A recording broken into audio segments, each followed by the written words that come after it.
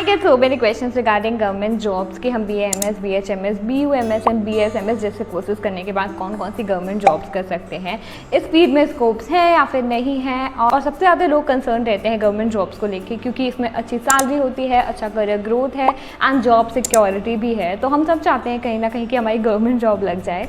तो आज मैं एक नई गवर्नमेंट जॉब के बारे में बात करने वाली हूँ। तो रिसेंटली FSSAI ने एक गैजेट रिलीज़ किया जिसमें हमें पता चला कि अब हम एलिजिबल हैं फूड सिक्योरिटी ऑफिसर की जॉब के लिए भी। And it's a great news क्योंकि अब हमारे पास एक और अपॉर्चुनिटी है गवर्नमेंट जॉब करने की। तो ये FSO की जॉब है क्या, इसमें क्या क्या होता है, आज हम यही सब कुछ ब्रेक डाउन करने वाले हैं। So hi everyone, welcome back to the channel. I am Kritika Pandey, BMS final year student and in today's video we are going to talk about food security officer. इसका एग्जाम कैसे होता है, हाउ कैन यू अप्लाई, इसकी salary क्या है, every other thing will be covered in this particular video. So without wasting our time, let's dive in. It's a major breakthrough for Ayush students, लेकिन हमें ये भी पता होना चाहिए कि रोल क्या होता है FSOs का, ताकि हम इसके लिए प्रिपेयर कर पाएँ। और हमें पता होनी चाहिए कि पावर्स क्या होती हैं FSO की अगर तुम्हें ये जॉब मिल जाती है तो पहली पावर ये होती है कि जितने भी फूड रिलेटेड अवेयरनेस प्रोग्राम्स होते हैं जो कंडक्ट किए जाते हैं वो इनके कंट्रोल में होते हैं। सेकेंडली, जो भी आजकल फ्रॉड और एडल्टरेशन चल रही हैं, काफ़ी सारी कंपनीज कर रही हैं, काफ़ी सारे फूड रिलेटेड छोटे बिजनेसेस में एडल्टरेशन बहुत ज़्यादा चल रहा है। तो ये सब भी FSO ही मॉनिटर करता है। जो स्मॉल स्केल बिजनेस चल रहे हैं, फूड वेंडर्स हैं, इनको भी साथ साथ में ये मॉनिटर करते हैं। And the best part, food के लाइसेंसेस एंड सर्टिफिकेशन पे भी इनका काम होता है। And the fun fact, FSOs can shut down any food business if they find any serious violation. तो ये काफ़ी बड़ी बात होती है। तो इंडिया में काफ़ी सारे पावर्स हैं FSOs के पास और ये काफ़ी रेप्यूटेड भी जॉब है। तो अब पता करते हैं कि हमें अप्लाई कैसे करना है और हम कैसे एक FSO बन सकते हैं।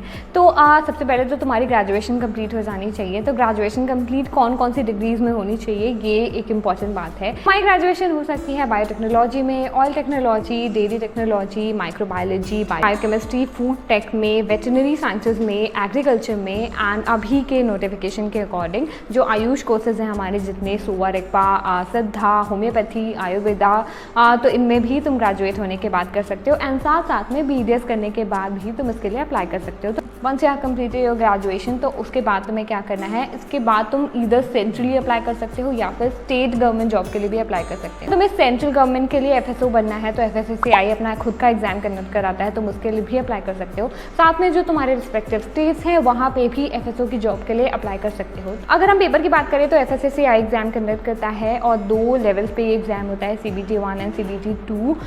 कंप्लीट नॉलेज मैं तुम्हें किसी और वीडियो में दूंगी, लेकिन मैं तुम्हें बता सकती हूँ कि कौन कौन से सब्जेक्ट्स इसमें पूछे जाते हैं। तो पहला सब्जेक्ट है general knowledge and general awareness. And इसके अलावा इंग्लिश, कंप्यूटर लिटरेसी और Indian and international food laws जितने भी हैं उसके बारे में तुम्हें अच्छे से पता होना चाहिए। FSSAI का रोल क्या है, तो FSSAI ही कंडक्ट करा है तो उसका रोल तुम्हें पता होना चाहिए। वो कब स्टैब्लिश हुआ, क्या करता है, काम क्या है, FSOs के काम क्या होते हैं, तो इससे तुम्हें काफ़ी अच्छा पता होना चाहिए। मुझे लगता है कि जो लोग फूड टेक के बैकग्राउंड से आते हैं या फिर जिन्होंने फूड ही पढ़ रखा है अपनी ग्रेजुएशन में, तो उनको स्लाइटली थोड़ा सा बेनिफिट मिलता होगा एज़ कम्पेयर टू डॉक्टर्स जिन्होंने फूड में अपनी डिग्री नहीं करके रखी है। बट ये अच्छी बात है कि जो भी सब्जेक्ट्स पूछे जा रहे हैं वो तुम अलग से भी पढ़ के अपनी अच्छी कर सकते हो। काफ़ी सारी इसकी कोचिंग्स भी होती हैं एंड ऑनलाइन मोड पे भी काफ़ी सारे लेक्चर्स अवेलेबल होते हैं, तो वहाँ से भी हम इसकी तैयारी कर सकते हैं।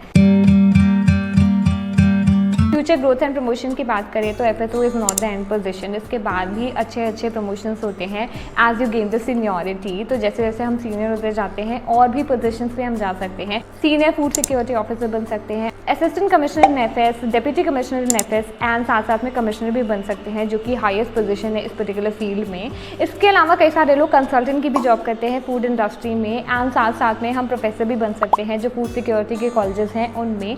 तो कंसल्टेंट एंड प्रोफेसर की भी जॉब होती है इस एग्जाम को क्रैक करने के बाद।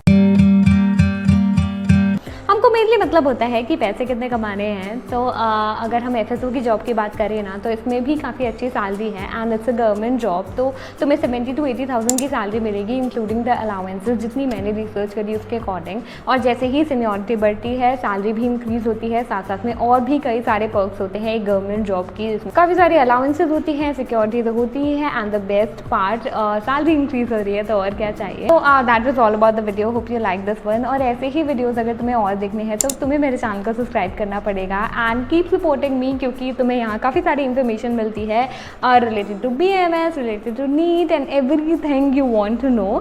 सो प्लीज़ मेरे चैनल को सब्सक्राइब कर देना एंड बस मैं ये बोलना चाहती थी, बाय बाय।